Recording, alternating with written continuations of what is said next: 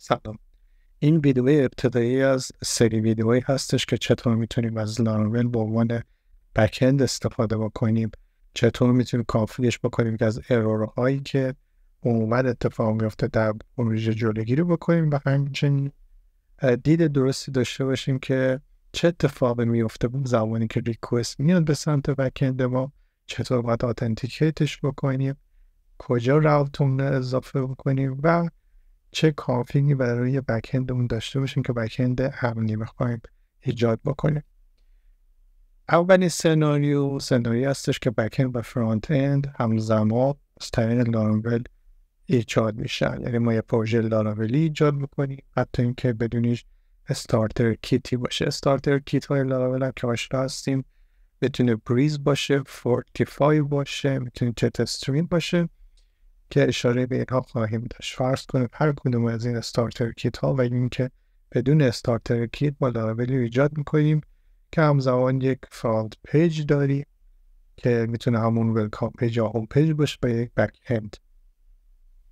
اتفاقی که تو مرحله اول میفته، ما تمام راوت هایی که میخوایم برای فرانت پیج رو ایجاد بکنیم داخل فایل web.php ایجاد میشن که باید دیفالت، چون من دارم از بریز استفاده میکنم، چند مدل از این راوت ها اینجا ایجاد شدن. من هر راوتی که داخل web.php درست بکنم به صورت دیفالت، وقتی که هر کدوم از این پیج رو بیام ببینم، مثلا پیج هوم پیج رو، اون سیستم سشن بیس یا اون سیستم بلتین که برای آتنتیکیشن و استیت فول بودن در لاراول تعریف شده همگی فایر میشن. با این به چه معنیه؟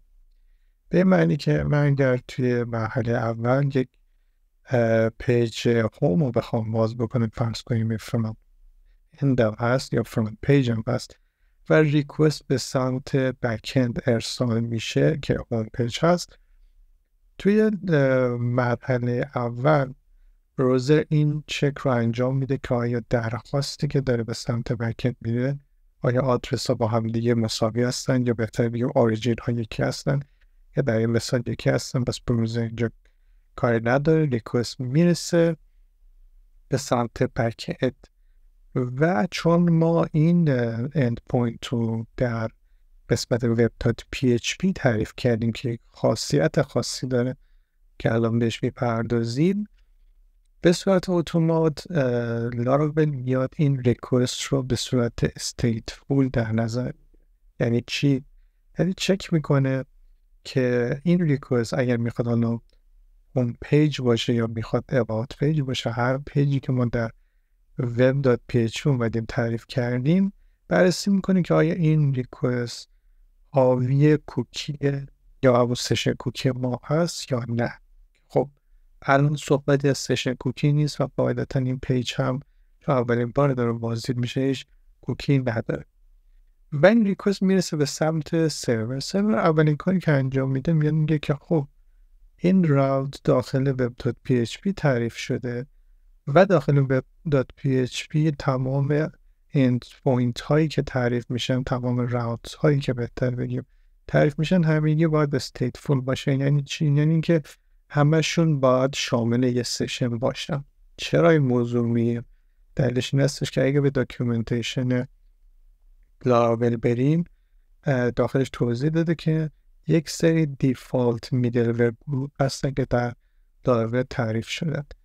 گروپ اول که گروپ دیفالت هستن، چون گروپ API من فعلا نداریم و در موردش صحبت نمی‌کنیم، تمام مواردی که داخل web.php دارد تعریف میشن شامل این میدلور ها هستن. یعنی ریکوست زمانی که به سمت اپلیکیشن ما میاد و اگر لیر محافظتی قبلش باشه میرسه، در طی این دلیل که در طی این که توی این مسیر ما اومدیم تعریف کردیم که این اند پوینت متعلق با به web.php هست، پس بنابراین این لیست میدلور در مسیر رسیدن ریکوست به اپلیکیشن ما اجرا میشن. اگر اسامی میدلور ها رو چک بکنیم که 6 عدد هستن، یکی هست که میگه کوکی اینکریپت بشه، ریسپانس و کوکی داخل ریسپانس اضافه کن، سشن کریت بکن و CSRF توکن رو ولیدیت بکن که به همه مفاهیم میرسیم. پس آن چیزی که مشخصه از این چند اسم این هستش که پس تمام ریکوست هایی که برای web.php هستن به اپلیکیشن ما داد اصلا نیاز به سشن و کوکی دارن. اما سشن و کوکی چی هستن؟ تفاوت اصلی سشن و کوکی این هستش که سشن مقداری هستش که روی سرور همیشه ذخیره میشه و به نوعی میشه گفتش معرف یک کلاینت یا یک ویزیتور هستش یا حتی بعداً یوزر هست که درخواستش رو داره به سمت سرور میفرسته. پس برابر اگر ما ریکوستی داریم که تعریف کردیم باید استیتفول باشه، یعنی که همچنان وضعیت یا استیتش برای ما قابل ترک باشه و قابل فهم باشه، پس ما باید یک سازوکاری رو تعریف بکنیم که هم سرور و هم کلاینت توی درخواست‌های بعدی متوجه بشن این درخواست سمت کی هست. پس برگردیم به موضوع. ریکوست داره بیاد به سمت اون پیج about یا پیج هوم که در web.php تعریف شده میرسه و از اون سمت به اپلیکیشن ما میرسه، میدلمن ها رو پس میکنه همین گروپ رو و سرور میگه اوکی داخل ریکوست کوکی نیست، پس بذار من یه سشن براش بسازم. سشن حاوی یک آیدی هست و یک توکن به اسم CSRF توکن. یعنی چی؟ اگر من برگردم برم داخل دیتابیس رو چک کنم، این قسمت مربوط به دیتابیس سشن من هست، هر کدوم از این رو بخوام بررسی کنم میبینم که داخل تیبل سشن من چون اپلیکیشنم به صورت دیفالت گفته سشن ها رو توی دیتابیس وانش کنم، میتونه برساز فایل باشه، ردیس باشه که کاری نداره. میبینم یه آیدی داره و یک پیلود داره و پیلود یه نسخه انکریپت شده یه سری محتوا است داخل این، پس یه آیدی داره و پیلود. پس بنابراین این سشنی که ایجاد شده، این کاراکترهای آیدی و CSRFی که من اینجا نوشتم پیلود داخل این سشن هستن، این مقداری هستن که اینجا ذخیره شدن و این سشن یک آیدی معرف داره و سرور یک کوکی هم ایجاد میکنه به اسم سشن کوکی و اونو در جواب برای این ریکوست ارسال میکنه و در کنار این سشن کوکی یک کوکی دیگه به اسم CSRF کوکی هم ایجاد میکنه و به همین گرده. این سشن آیدی یا سشن کوکی دقیقاً آیدی داره که کاملا با آیدی سشن یکی هست، یعنی این کوکی نشان دهنده سشنی هستش که ما روی سرور داریم و این برمیگرده به سمت براوزر و براوزر هم خاصیتش این هست که زمانی که یک کوکی رو دریافت میکنه تا زمان اکسپایر تایم اون کوکی اونو نگهداری میکنه.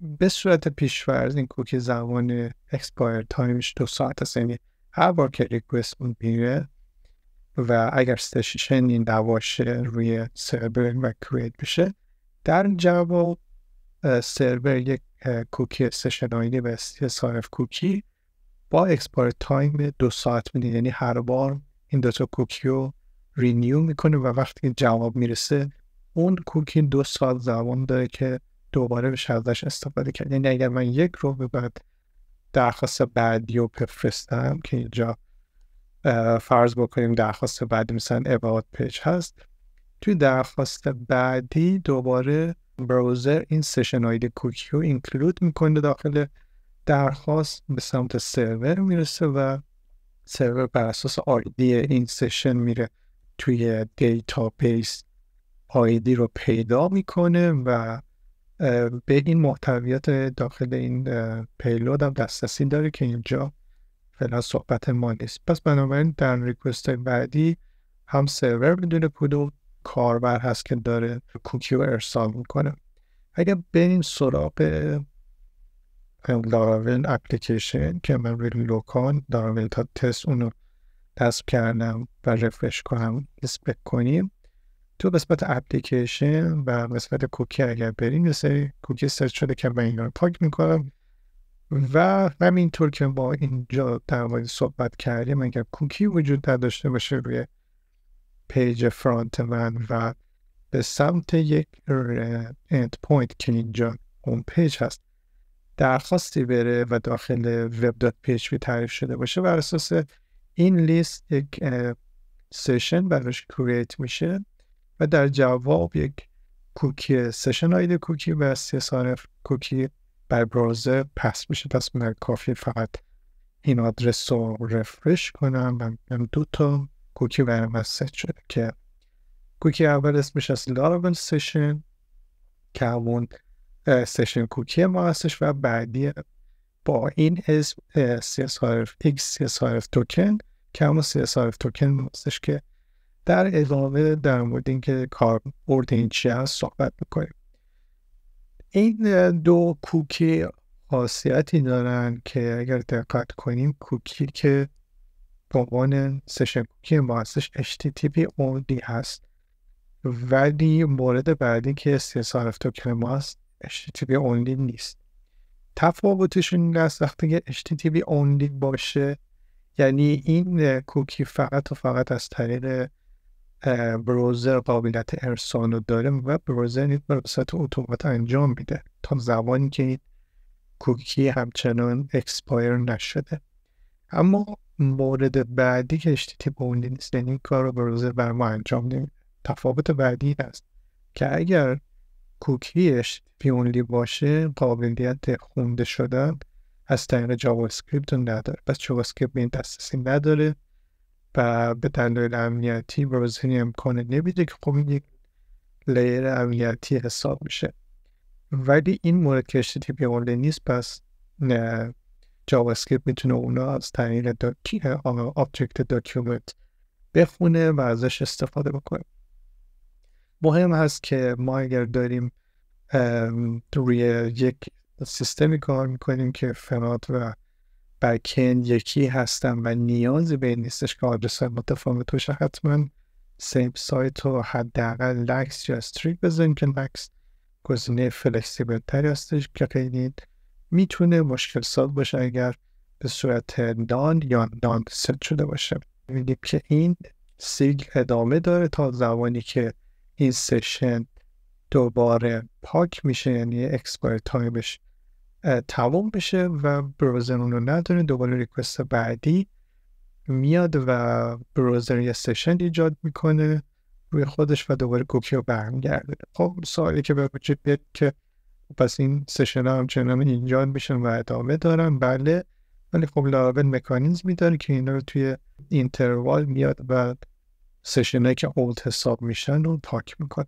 خب این سناریو هستش که فرانت و بک‌اند همزمان در یک آدرس مشخص هستند و تمام فرانت پیج ما روی آدرسی که مربوط به web.php هست تعریف شدن. در ویدیوی بعدی در مورد سناریوی صحبت میکنیم که فرانت اند ما بر روی همین دامین نیست و از طریق لاراول هندل نمیشه و مسائلی که مرتبط با کانفیگ هست رو بیشتر صحبت میکنیم.